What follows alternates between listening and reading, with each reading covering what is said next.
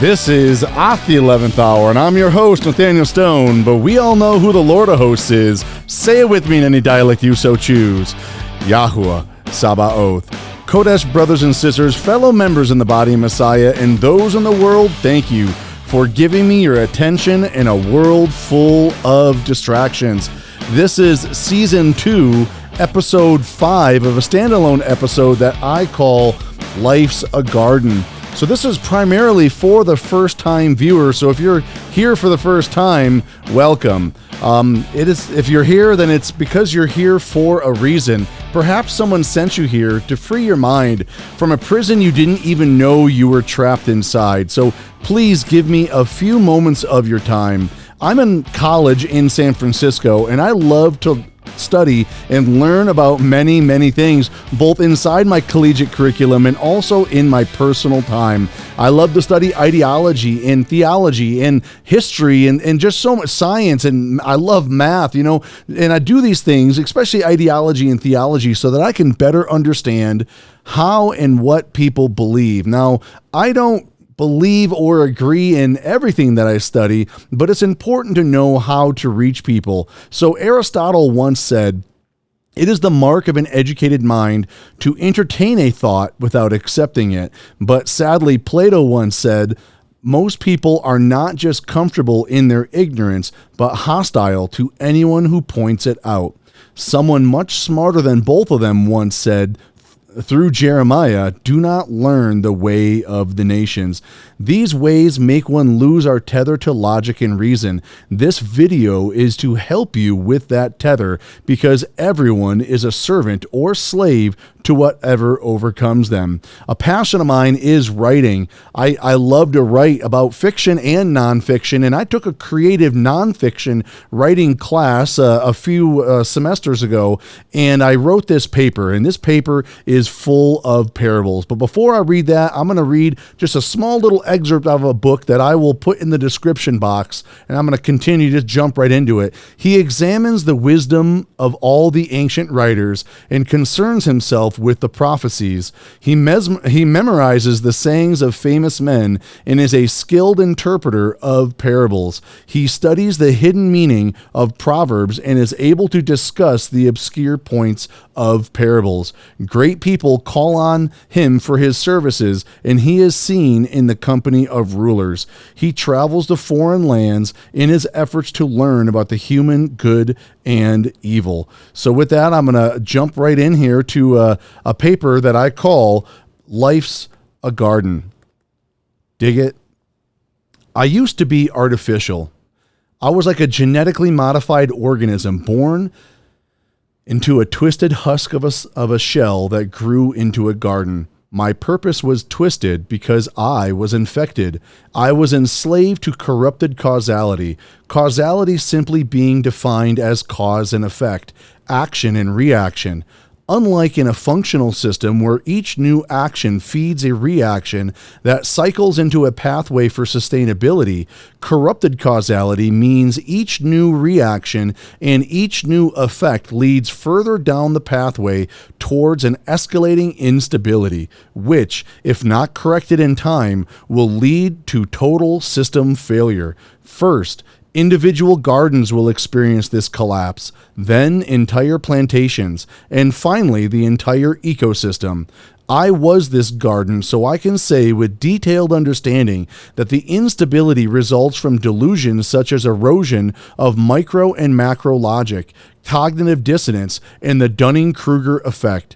The enslaved mind, typically encapsulated inside a type of normalcy bias, tries to normalize and deny its own decay as it careens towards desolation.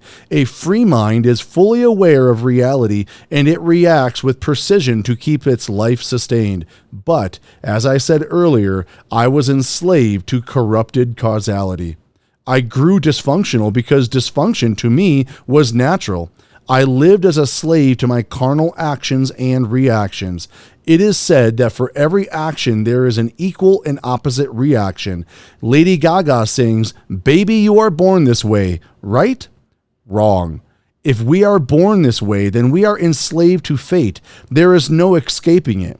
Murderers are born to be murderers, and excellent guitar players are born to be excellent guitar players. In this mindset, there is no need to resist or practice. However, we are all living proof that fate is a choice made by free will. Disagree with me? That too is your choice, and you alone bear that responsibility in the causality it results. As I began to independently study about what isn't the focus now, I realized that life's a garden. Dig it, till it, sow it, weed it, pull it, water it, shade it, trim it, reap it, harness it, cut it, bend it, break it, eat it, drink it, excrete it, becoming it, and then being it. Perhaps right now her soil is different from his soil, but with work, their soil can be a twin plot. The plot thickens and the roots go deeper. Pick through a bunch of seeds and this one's a keeper. It's the picking part that freed me from being artificial intelligence, operating on an imbalanced type of cause and effect. My plot of soil used to grow the weed of insobriety very easily, and it is still a fight to keep it out of my garden. The insobriety weed needs to be uprooted as soon as it sprouts, or it'll be right back to where I started again. Dead man walking. Why and how? It is because I have gone through a transformation and my soil has been cultivated by a master. My garden was a mess before, but I have decided to use my free will to choose to change and cultivate into a garden that is functional, wholesome, and beautiful. I'm not done, as any lifelong project needs constant work, but I'm starting to yield fruit. I'm starting to yield fruit because the root that I'm connected into gives me the nutrients I need to grow in the appointed season. I was once part of a dysfunctional ecosystem, but now there's sun when I need sun and rain when I need rain. The good plants soak it in and the bad ones are removed. My plot of soil once had a hard time producing non-GMO fruits, vegetables, trees, and grass for cattle. There are still some unwanted plants in my garden. Those plants, through my edification process, have been labeled as weeds to be uprooted, labeled as invasive and parasitical. I may forever have this battle as I tend this garden of life in this system of things. At least now I am fully aware of my free will and use my trained, cultivated intelligence to not let my garden go back to how it was back then. In other words, when I grew roots onto my soil. I used to be, but my intelligence is no longer artificial.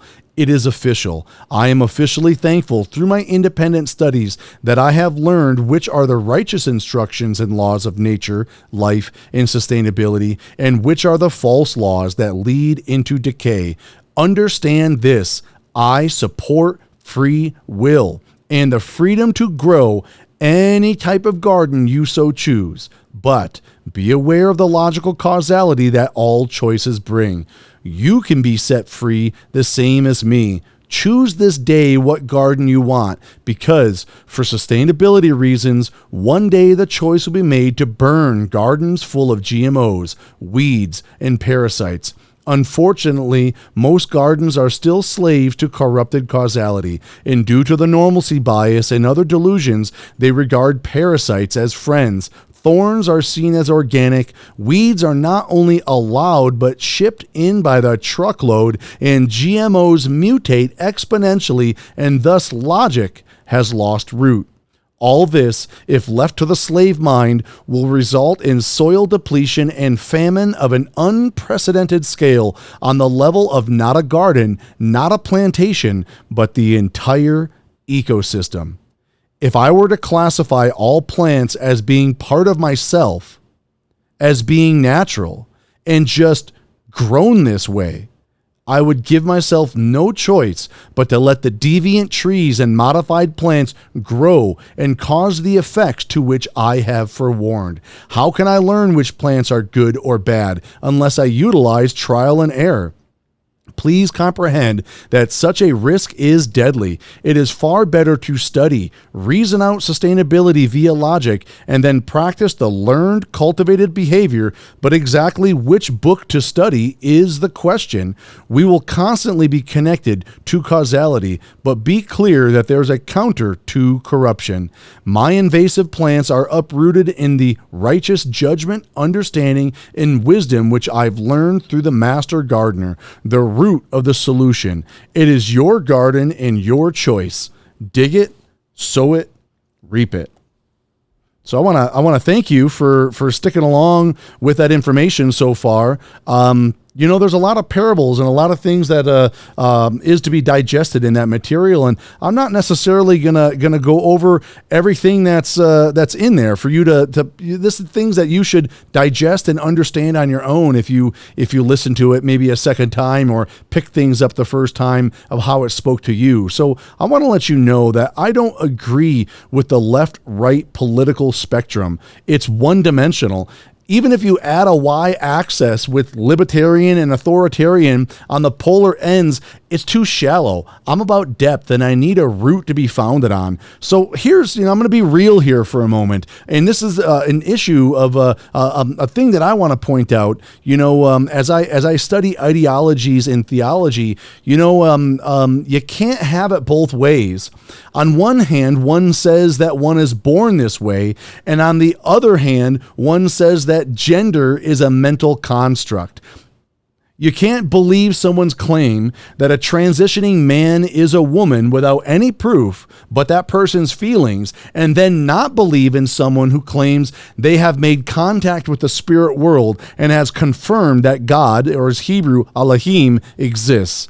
I am that person. Whether you are a spirit phobe or a bigot and deny my truthful claim or not, I'm concerned about a great many bad choices people are making today on all sides of the political spectrum. There is a straw man fallacy that is going on. I don't want to get into it. If you watch a series called that's coming up soon called The Roman Deception, I'll explain the straw man that has happened with the scriptures, as most people, when they hear the Bible or hear the name Jesus or God, they instantly think of this institution called Christianity, when today Christianity is nothing of what Christ taught 2,000 years ago. But we can get into that at a different point in time. So, I just want to say that we are not born this way. We are cultivated. That's why our society and why all nations have a culture. We are cultivated. Free your mind from corrupted media that uses you like a pawn on a chessboard. Have you had a friend that and parted ways and come together years later and the person is completely different or just has developed into themselves? Why? Because life's a garden. You need to cultivate it. And you need to tend and weed these things, or plant more of the things that and prune and prepare and make your garden beautiful. You are the master of your own plot of soil. So if you allow these ideologies and theologies to grow into you, then this is why people change. Because when this media, when we consume these things, these seedlings enter into our mind and grow into our garden. So I support the freedom to choose, but I don't support all choices of choosing, if that makes sense to you. Many have heard it said that you shall know the truth, and the truth shall set you free. This is a scripture verse, and the verse just above it says, if you stay in my word, you are truly my taught ones, or Talmudim, or disciples, depending on the language you're speaking. This word is the tether that defines what is a weed, a thorn, and a parasite, and what is edible and clean to consume into our bodily structure, both physical and spiritual. In a puzzle-solving video game called Zelda, You have to have a master key, a map, and a compass to defeat the dungeon castles and ultimately the game. Messiah is the door that the master key of faith opens. His compass is his spirit of righteous morality, and the map is the truthful instructions out of this twisted system. We need spirit and truth and that faith. We need all three of these items to overcome this world. So with that, I want to thank you for sticking with me here. If you like the information that I share, don't forget to give a like, and if you really like it, go ahead and give a subscribe. At the end of every channel, I have a segment that I call "Don't Cast Pearls Before Swine," and I read a little scripture verse and then relate that into the topic material that we have. So let's go ahead and let's get into that final section here of "Don't Cast Pearls Before Swine." So I have a jar of pearls, and I take our pearl out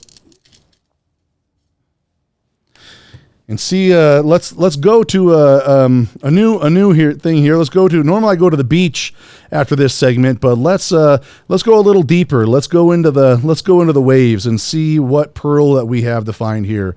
Deuteronomy 30:19. I have called the heavens and the earth as witnesses today against you. I have set before you life and death, the blessing and the curse. Therefore, you shall choose life so that you live, both you and your seed. So again, I want to share that I support the freedom to choose, but I don't support all choices. So I believe in fate and free will. Fate is causality. So if you're at the top of a cliff and jump off of it, barring a supernatural event, the effect of that cause is that you plummet into your death. So if you're on a cliff and you choose to jump, then you choose your fate to plummet into your death. Fate is the pathway, causality leads, but free will is the choice to choose the way. Choose life so that you may live. Messiah Yahushua is his Hebrew name, or in the common tongue, Jesus Christ is that way, that truth, and that life. So with that, I'll leave you with guard your heart, guard your soul, guard the ra, or pay the toll.